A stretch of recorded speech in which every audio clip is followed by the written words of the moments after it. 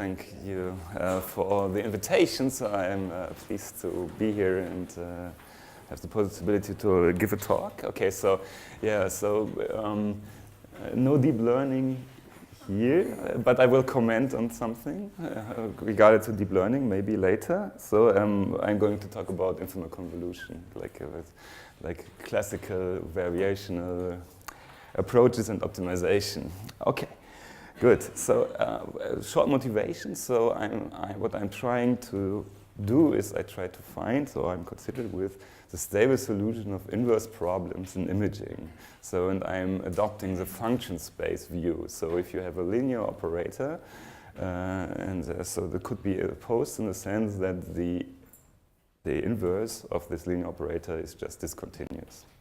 Okay, so I would like to find flexible model incorporating some prior information and knowledge and based on what you want to see. And I'm also discussing like how you can combine models in a meaningful way. And in particular, what I would like to do is some possibility to combine, let's say, multiple smoothness orders. I would also be able to separate image characteristics like cartoon and texture. And this should be stable in a way such that inverse problems are solvable in a stable manner. Okay, so now thinking, of course, for instance, denoising, which is something that is quite standard, so it's no inverse problem involved, but also in painting where you have some missing information, is can be phrased as an inverse problems, of course, but rather an inversion.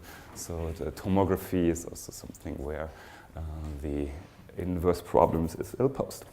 Okay, so here I'm going to discuss infimal convolution regularizers as a way to combine, let's say, multiple models. Okay, outline, first part will be about general infimal convolution regularization, so discussing ways how to combine models and ensure stability for these. And then I will apply it to some problems and also to some specific functional, and this will be based on total generalized variation, and we're doing infimal convolution, and we're also doing something for cartoon texture that we call infimal convolution of Oscillation TGV. Okay, but first, infimal convolution, regularization. So here's the definition of the infimal convolution. So we are considering convex lower semi-continuous proper regularizers, and if you do the infimal convolution of these, so then this is the definition. And if you think of this as a regularizer, then it just means that so you have two different models, one given by phi 1 and the other by phi 2. And now what you're now seeking is for a fixed U, like an optimal decomposition into two components in terms of the regularization functions of those models. So this is so you consider all possible decompositions, and then you penalize the one component with one functional and the other component with another functional. You add these things up, and as these are penalties, taking the infimum is just giving you the let's say like an optimal balanced approximation. Okay, so this is a formal definition, and of course there's an infimum in there, and it could happen that the infimum is attained, and then the infimal convolution is called exact.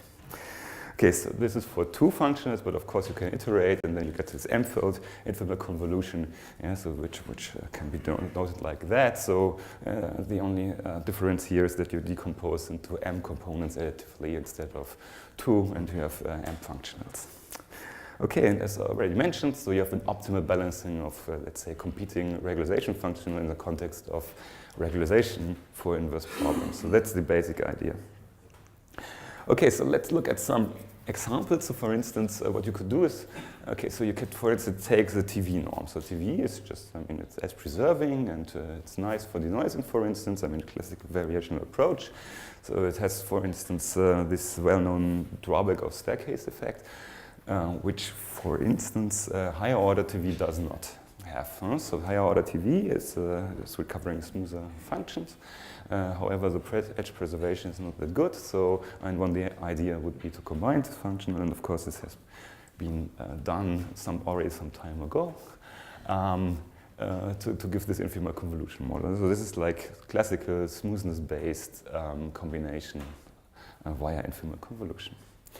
Okay, so of course, what you see in the solution is something that is also reflecting this kind of combined model. And this is not the only way you can do it. So for instance, you can also do other types of infimal convolution. So what has been done, for instance, combine TV with the radar norm of the Laplacian. So you just replace the Hessian by the Laplacian and you get a similar model. So it also by infimal convolution. And for denoising, it does not make too much of a difference. Maybe you can see in the picture there. So it's again a combined model. So actually, if you think about TGV of order 2, so then it can also be interpreted as some kind of infimal convolution, but with a different, let's say, with a different variant, because you're not doing infimal convolution on the image itself, but on the image gradient. So you combine the radar norm, so sparse for the gradient, plus the symmetrized gradient, the derivative, and you do some optimal balancing on the gradient. And this is another way of combining first and second order smoothness, which gives more flexibility in there so that you can get rid of the staircase effect. Okay, so this is another instance of infinite convolution. And actually, so for L1 type, there are also lots of other variants by which has been used. A nice paper by Gabi, so you can also play around with these and get other infimal convolution type models based on these variations. Okay, another thing is that infimal convolution can be used for cartoon texture decomposition, and there is also some classical models there. So like one is the TV genome decomposition, which does the infimal convolution of TV for its cartoon part, and so what's the genome, which could be interpreted as somehow the dual norm for TV.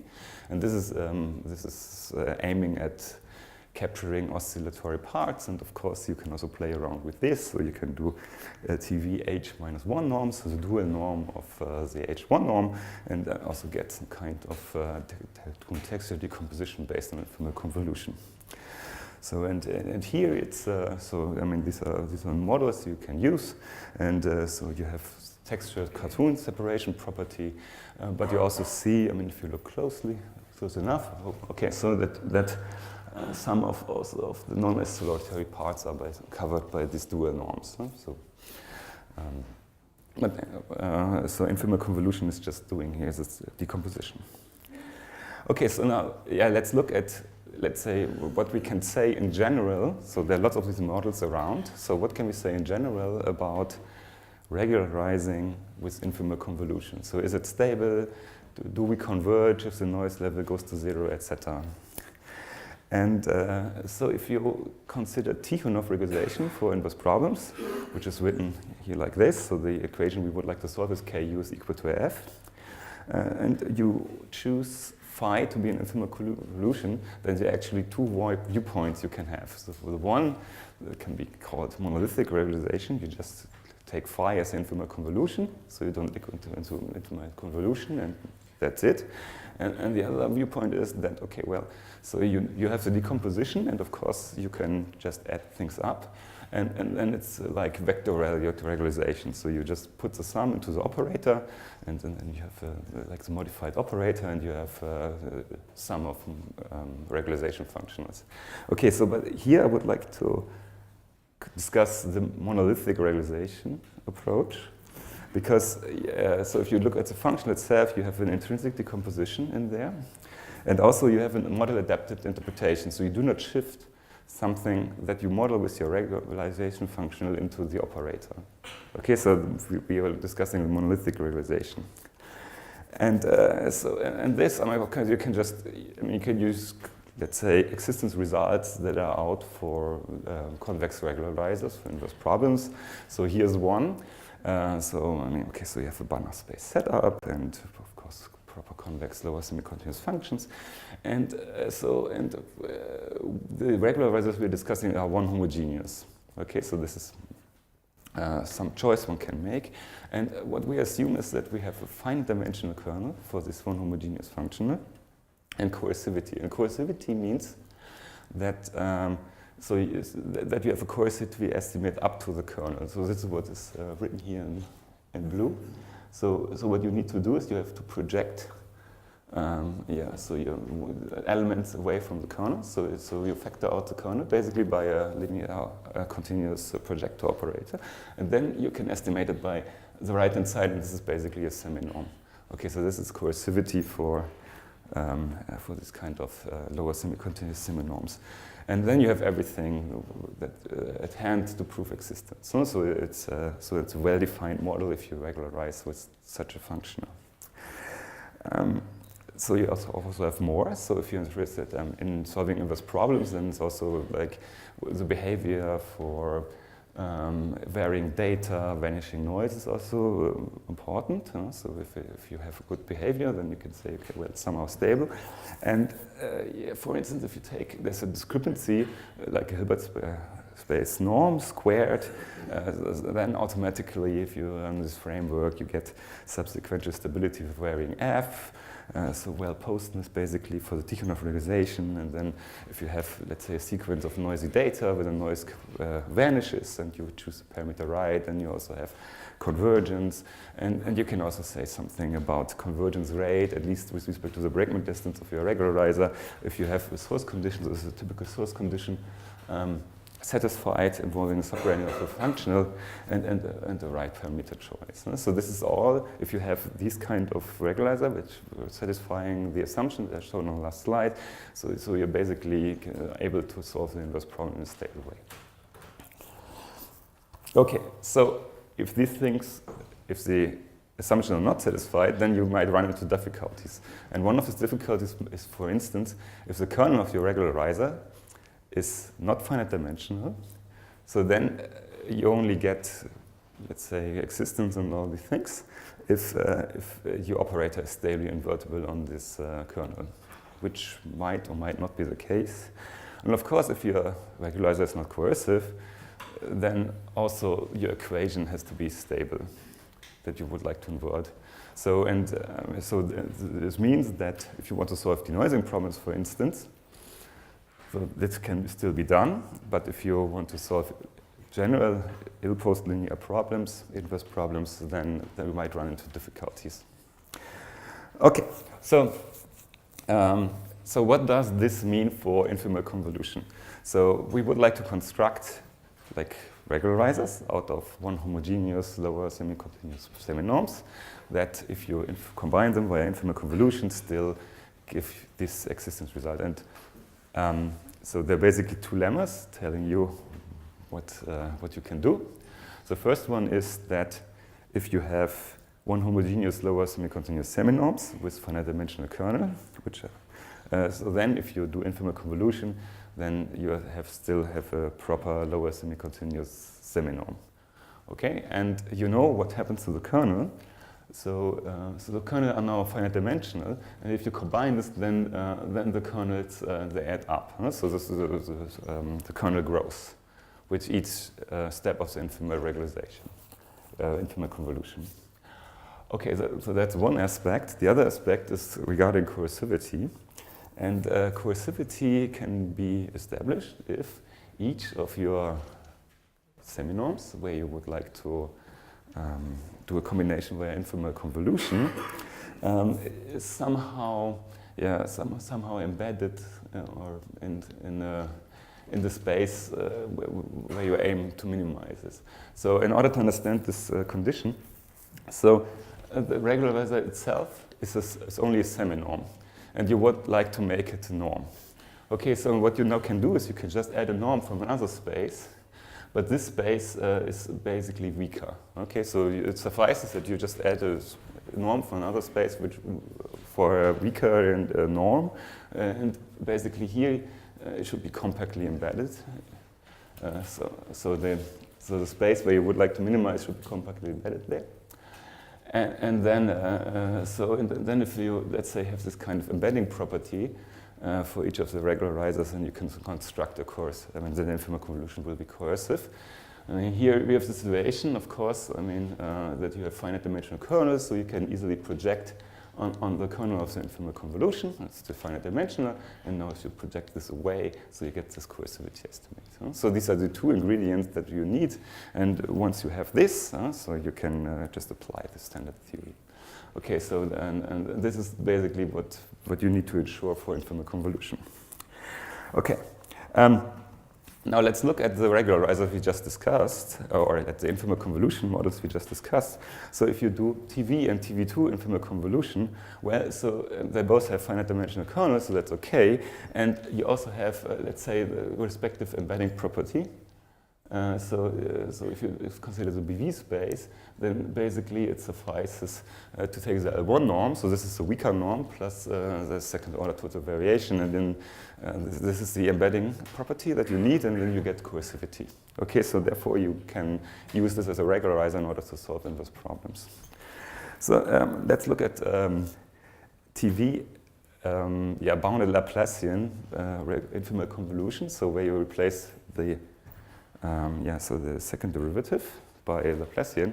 So this is so here you run into problems because the kernel of the Laplacian, so these are just the harmonic functions, so it's an infinite dimensional space. So the kernel of the infinite convolution will also be infinite dimensional, meaning that so you need additional stability from your operator. So you cannot solve every inverse problem with the infinite convolution under this modification. So in general, it's not a regularizer. So basic small modification, but it has an implication about the stability. And also, if you use these cartoon texture models, you also are into problems because usually what you do is you solve a problem in LP spaces. And the dual norms that you're using, they're not coercive in these LP spaces. And consequently, the infinite convolution is also not coercive. So that means that you also do not get a regularizer in this setting. And this is maybe limiting these kind of models to denoising problems. Okay, so this is something one has to keep in mind if one wants to use these for inverse problems. So, so our approach was just to say, okay, we would like to develop, let's say, cartoon texture models that are stable on the one hand. So this is something, so that's something that could be useful because you can solve inverse problems. And also look what we get for smoothness-based regularizers. All right. Okay, so so what we are using as a basis is like the total generalized variation. Yeah. Maybe just one question. Yeah. What you gave previously was a sufficient condition to be a regularizer, but not necessary, was it? Exactly. I was skipping something here. So this is somehow when I'm discussing the difficulties, right? So I was mentioning that. But so you are claiming that it's not a regularizer, but yeah. compute that? Yeah, so because you have, I mean, so you have lots of counterexamples if one of these properties fail. You have to construct counterexamples. That's true. It's not that it does not immediately follow from what I presented here. Okay. All right, so I would like to use TGV as a basis for infimal convolution models. And just to recall, okay, so this is the definition. So for general order, so it's looking like TV, but instead of testing with the divergence, you take the kth order divergence, and instead of just bounding the vector field where you test, you bound the divergences of the tensor field that you test from the zeros up to the k minus first order. And for second order, it's this kind of infimal convolution type model for the gradient. Okay, so this works quite well for, let's say, denoising, and we have piecewise linear structures. So this is something that is covered quite well by this model. Okay, so so this function enjoys certain properties. So it's a proper convex lower semi-continuous semi-norm. So it has some invariance. If you add L1s, then you get a Banach space. So this is the L1 norm is now the weak norm that we are considering. It has a finite dimensional kernel. So it's basically suitable as a regularizer. So that also means that, so that also means that you can verify the conditions that we also need. Okay, so the most important one is the coercivity condition. So the coercivity condition holds. Okay, so you can stably invert. And where can you do this? Okay, if you have a linear operator defined in LP spaces, and for instance, mapping it to a Hilbert space, but this is not important. So the main point is maybe that you can solve these kind of inverse problems, particularly of regularization in LP spaces. Okay, so you also have stability, so everything that you that you want from a good regularizer to hold. Okay, so yeah, and I mean, okay, so it really does, for instance, for denoising, give you a piecewise smooth solution. And now you can, of course, use this to solve, let's say, ill-posed problems. And one example is radon inversion in electron tomography. So electron tomography is basically using an electron microscope for tomography purposes. And the radon transform shows up if you measure what is in this HAADF, so high angle annual dark field region. So if you count what's arriving there, then you basically measure the radon transform. Okay, so this is how one of these the projections look like for a sample. And on the right hand side you see the sinogram, and you see the sinogram is quite noisy. Okay, so which means that filtered back projection is also giving you maybe not the best result. So you really need to regularize. And so if you, of course you can do it with TV, and you can also do it with TGV. And for TGV, you actually get the abrupt transition, so the interfaces, as well as the gradual changes. And in material sciences, people are interested also in the gradual changes, so this is a good model in this case. And of course, as you have stability,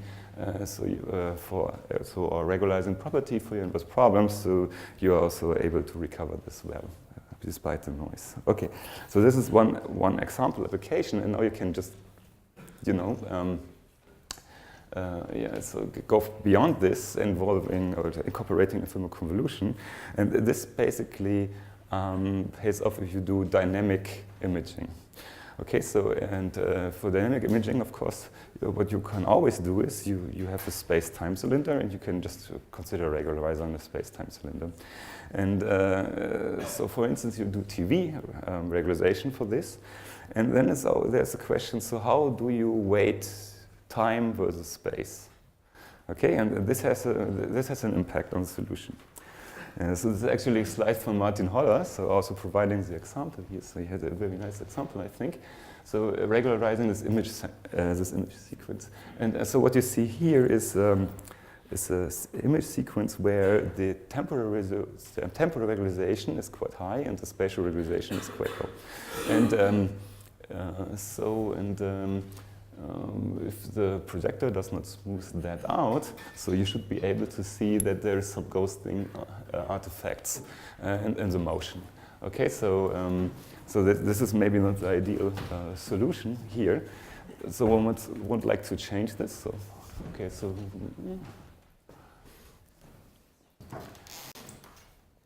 Okay, so yeah, maybe now it's visible. I don't know. Okay, so but there's some this typical ghosting. So that is arising from the, let's say, high temporal regularization. Of course, then you say, okay, I want to get rid of that, so I choose high spatial regularization. So putting weights somewhere else. And then you get this result. And you see, I mean, the ghosting is gone, but if you look closely, then there's a flickering in the background. So the temporal regularization is less than the spatial regularization, so you get some flickering. And if you are not able to see the flickering because also the projector smooths this, so one can actually plot this. So there's this red line, and you can plot the temporal evolution of this, and you see that it's not smooth. You cannot expect that it's smooth. Okay, so, and of course now Infimal-convolution can help here. You just say, okay, it's the best of the both worlds. You just take a model that is regularizing in space and convolve it, Infimal-convolve with a model that is regular in time. Okay, so this is ICTV for this, and doing so gives you a better reconstruction in terms of what the drawbacks that you observe. Okay, and so no ghosting is visible, and also the flickering in the background has been reduced, which can be seen if you again look at the line as a profile here. And what you also get for free is like a decomposition into fast and slow components, for instance. And here, for instance, the regularizer was able to inpaint the face, and which has been, of course, covered by the boards in some of these frames. No? So it's it indicates that in order what you would like to achieve, there is some benefits. Okay, so there's a motivation to use infimal convolution of TV and also TGV for image sequences. And so how do you do it, incorporating these things? Okay, so the TGV version I showed you from slides before was isotropic. But actually, there's not a problem to change it into something anisotropic. So the only thing that you need to do is you need to, instead of the weights that you have here, you have some dual norms, some dual vector norms or dual tensor norms that you have given here. So they encode the anisotropy.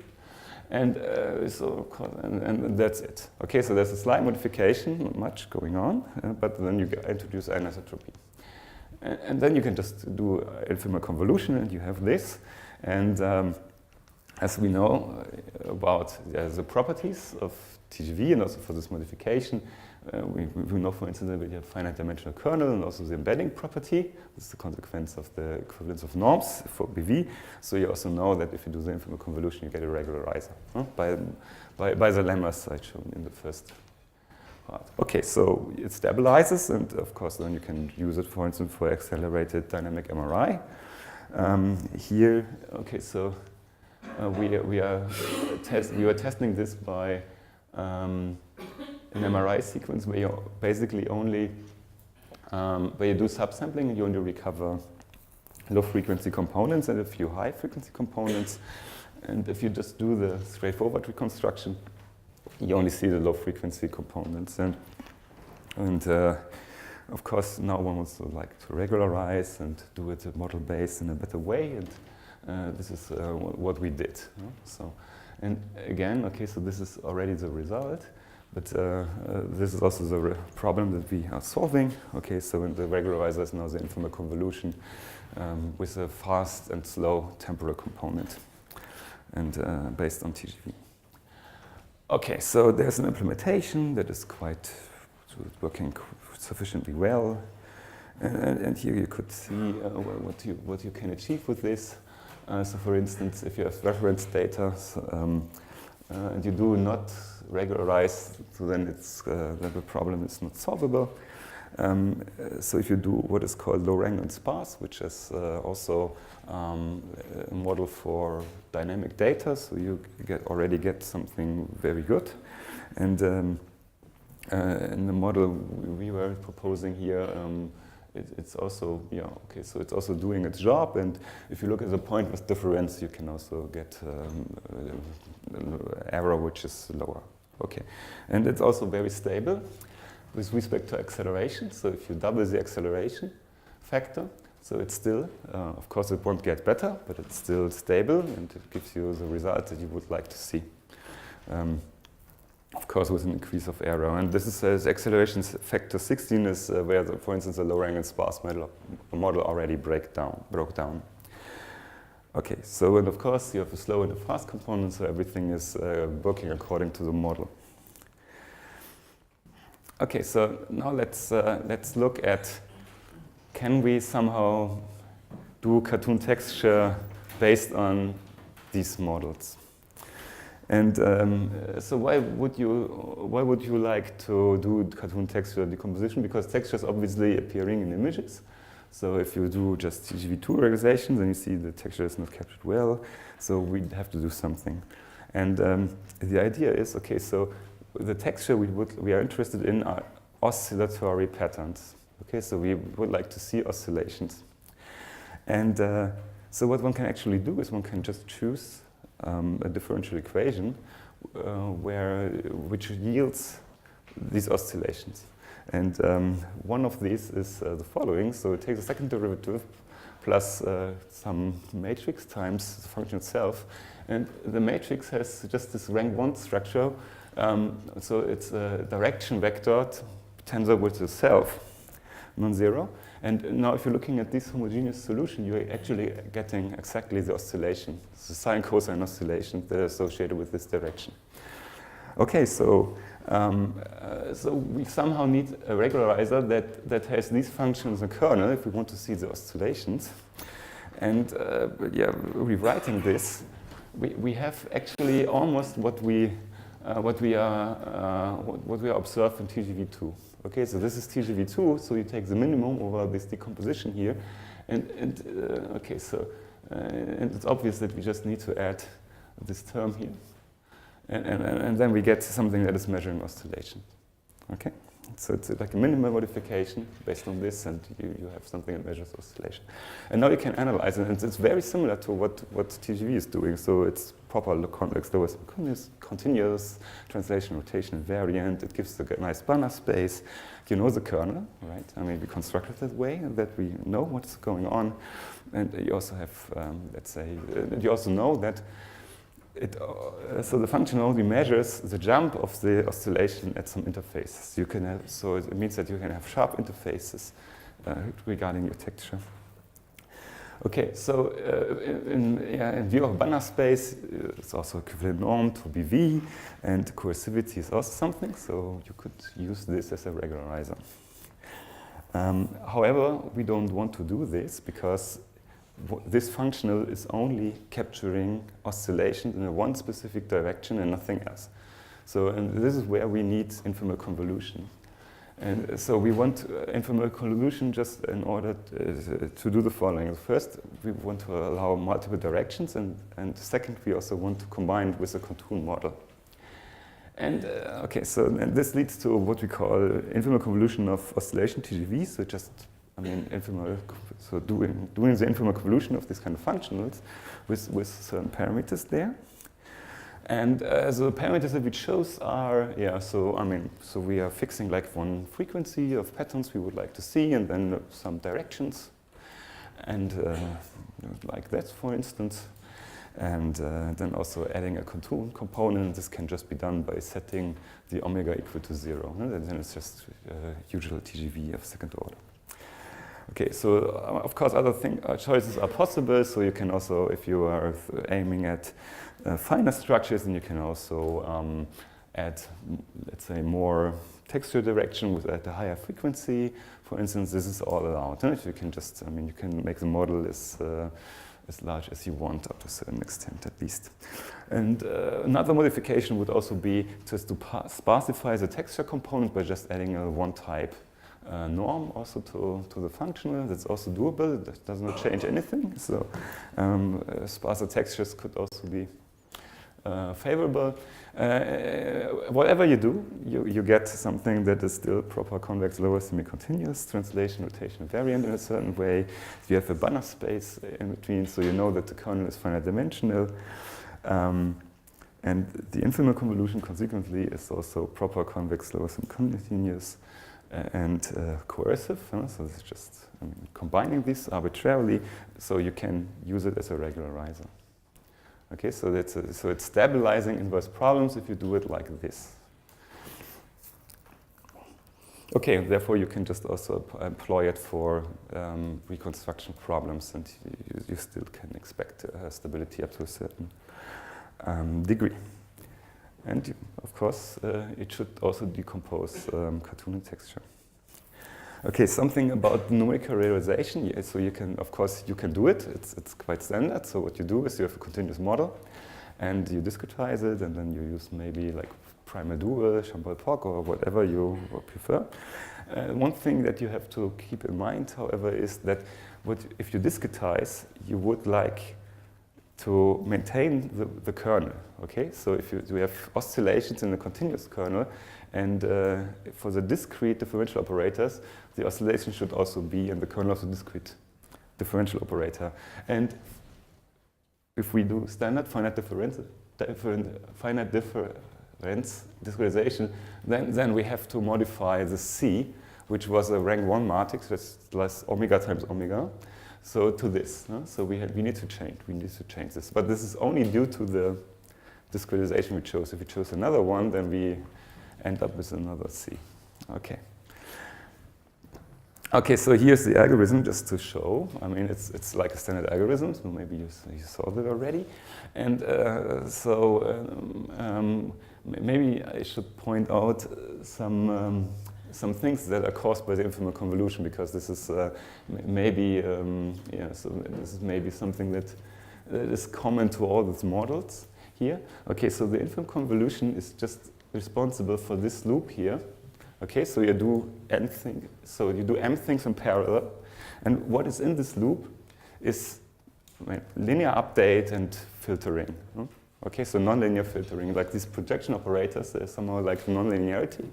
So you have the, let's say, linear processing of something that, or parallel processing of something that's linear, and concatenated with some nonlinear filtering. And then for the dual variable, you do the summation. And so you gather things, you spread it once again. And looking at some of these deep, so if you unfold this and you compare with let's say, deep neural networks, then you might find some similarities. So of course, we're not training filters, nothing. But it seems like, so if one goes ahead and just unfold this and then tries to train all these things, so then there might already be a variant where somebody was trying this out for deep neural networks, and you maybe have got some results there. Okay, so anyway, so let's look at how things are, how this algorithm performs. So it does its job, okay? So if you just do TGV2, but it's of course not adapted to textures, so and oscillations, you can, if you change this, so you can actually see this oscillation, so it's quite nice. So you can do cartoon texture decomposition, and we just, okay, so we have the synthetic image, and we just looked at some models that are available there, and also some, so some models where we say it's quite okay. Okay, so yeah, these things I already showed in the beginning. So you see that okay, so if you want to decompose, that you also have, let's say, non-oscillatory components in there. If you take the dual non-decomposition, so there's a model that's called frameless and local LDCT. So this is not having this drawback, and I think our model is also within this lines. And what is nice here for the infimal convolution of TGV oscillation is that you really have these sharp interfaces for the texture. So. Okay, for denoising, yeah, there are also lots of things one can compare. Just like so, what we basically compared was variational methods. Okay, so like variational models, and also BM3D just to see what where we are in this ranking. And okay, so yes, you see, I mean, okay, well, TGV2, I've already showed you, non-local TV. So this is already very good at capturing the oscillations, right? And okay, so you can do infimal convolution of TGV. So recall that this model incorporates anisotropy, and you can tune the anisotropy to certain directions. So it's also able to capture some oscillations.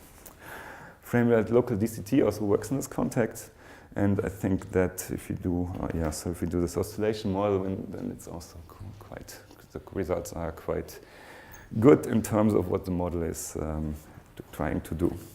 So BM3D in terms of PSNR is still better, and maybe this is the reason is also that, of course, it's a variational model at type 1 type, so maybe the biasing helps. I don't know. But you can also see maybe the drawbacks of this of the BM3D denoising in the face. So it gets so you have these typical artifacts, of course. All right, some more examples. I think I should come to an end. So of course, so it's a stable regularizer for inverse problems, so we can do image impaging clearly. Okay, so 50% of the mix is missing. You get a nice reconstruction of the oscillations. And also for MRI, you can get good results. So this is TGV plus shielded, which is something that was proposed some time ago. And this is our model, and you can see that also like the fine structure and the bone are somehow resolved, also for varying level of ill-postness, let's say. So this works, it's quite stable. And okay, so just to see what the ground truth is. Okay, the ground truth is a little bit more noisy, so of course you cannot recover the noise in the ground truth. So this is something, if you want to see that, you have to do some other things, but I think up to this, the reconstructions are very reasonable. also quantitatively, so it also works with what we compared. So we have a nice, so we have a nice set of applications. All right. Okay. So this is what I wanted to show. So so I was talking about infimal convolution, and so as a tool to combine variational models, and so and of course you can just, if you have your favorite model, you can also use it to combine things, right? And so and with a focus on regularization properties for linear inverse problems, so it's also provides some means that exactly tell you, okay, then, or tell you when it will work. Okay, so maybe tell you, or determining whether it's not work, that's a little bit harder, but it will tell you when it will work. So you can construct regularizing continuous decomposition, which is something that, let's say, these models with dual norm do not do. And numerically, it's also okay. You know? You can do it, so and it's, the results are, I think, also quite nice. Okay, yeah. So thank you for your attention.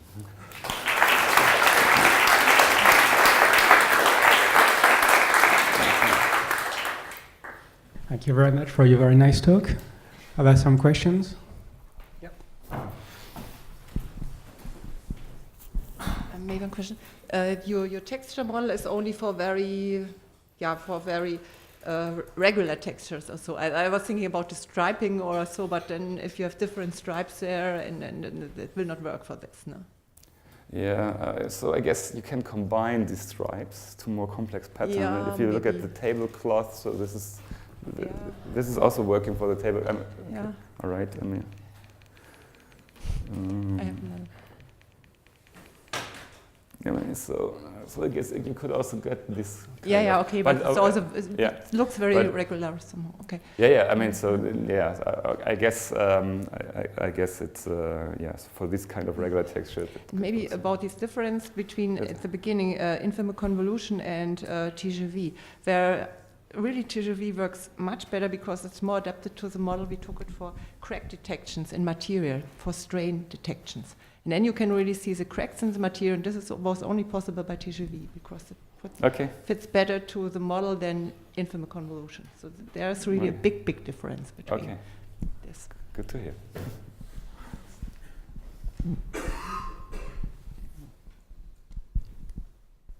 No further questions? Okay, so let's thank our speaker again and go to the